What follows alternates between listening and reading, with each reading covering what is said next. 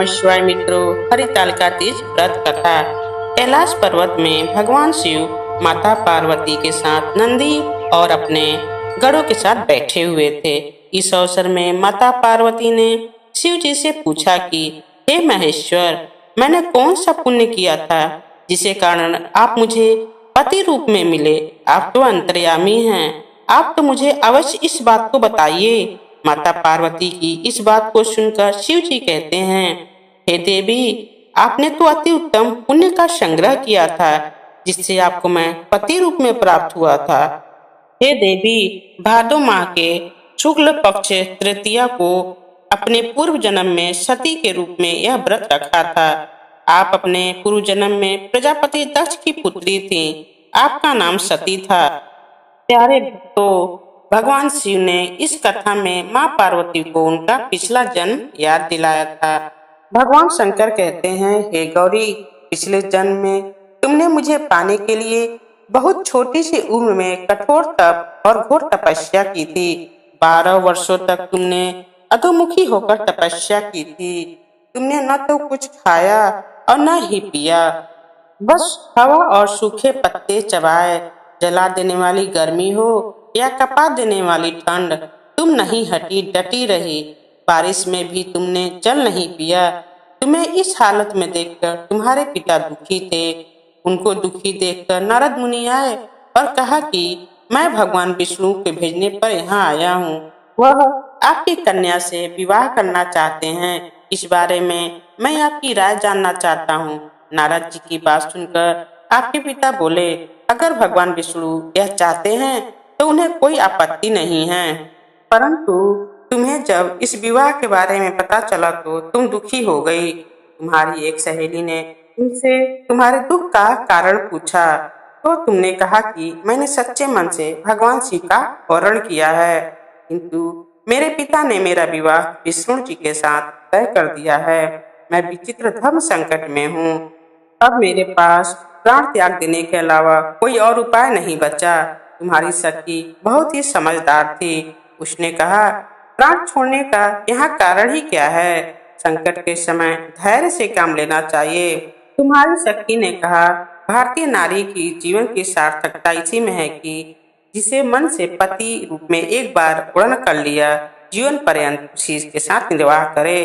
तुम्हारी सखी ने कहा, मैं तुम्हें घनघोर वन में ले चलती हूँ, जो साधना स्थल भी है और जहाँ तुम्हारे पिता तुम्हें खोज भी नहीं पाएंगे। मुझे पूर्ण विश्वास है कि ईश्वर अवश्य तुम्हारी सहायता करेंगे। तुमने ऐसा ही किया। तुम्हारे पिता तुम्हें घर में न पाकर बड़े चिंतित और दुखी हुए। इधर तुम्हारी खोज होती रही, उधर तुम अपनी सहेली के साथ नदी के तट पर एक गुफा में मेरी आराधना में लीन रहने लगी। तुमने रेत के शिवलिंग का निर्माण किया।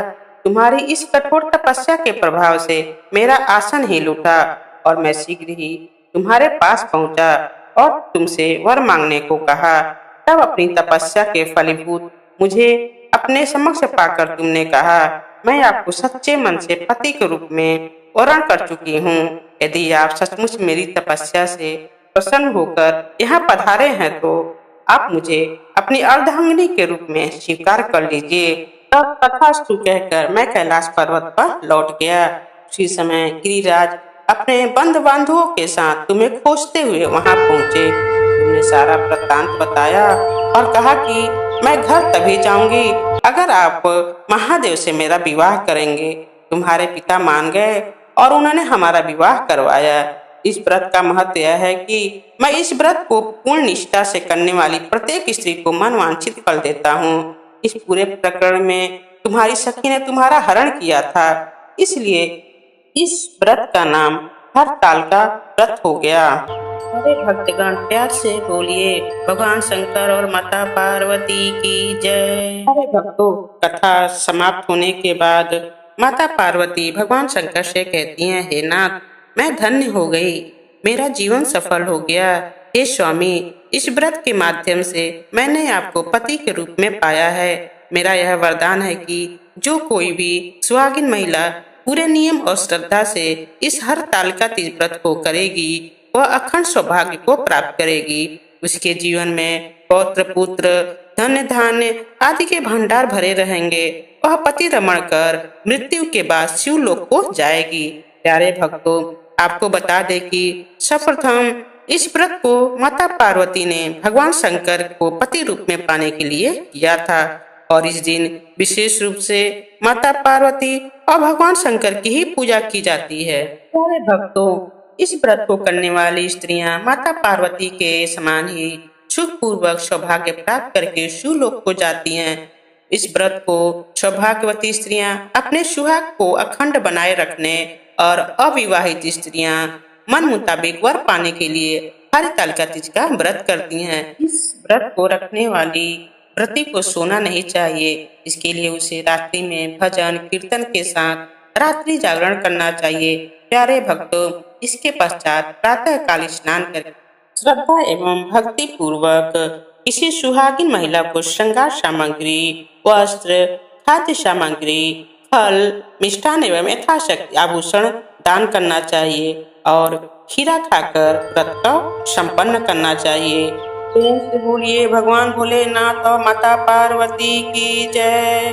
प्यारे भक्तों, हरितालिका व्रत कथा सुनकर चले मत जाइए।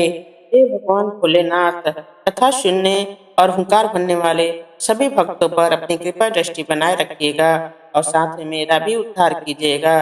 हम सभी भक्तों को अखंड सुहाग और बाल बच्चों को दीर्घायु प्रदान करिएगा और अपनी कृपा से हमारे घर में सुख समृद्धि धन्य धान का वास सदा बनाए रखिएगा। तो जोर से बोलिए भगवान भोलेनाथ की जय, माता पार्वती की जय, गणेश भगवान की जय, हर हर महादेव। प्यारे भक्तों, अगर आप लोग चैनल पर नए हो तो आप हमारे चैनल को सब्सक्राइब और वीडियो को लाइक शेयर जरूर कर दें और कमेंट बॉक्स में ओम नमः शिवाय जरूर लिखें। तो प्यारे भक्तों, मिलते हैं अगले वीडियो में एक नई कहानी के साथ। ओम नमः शिवाय भक्तों।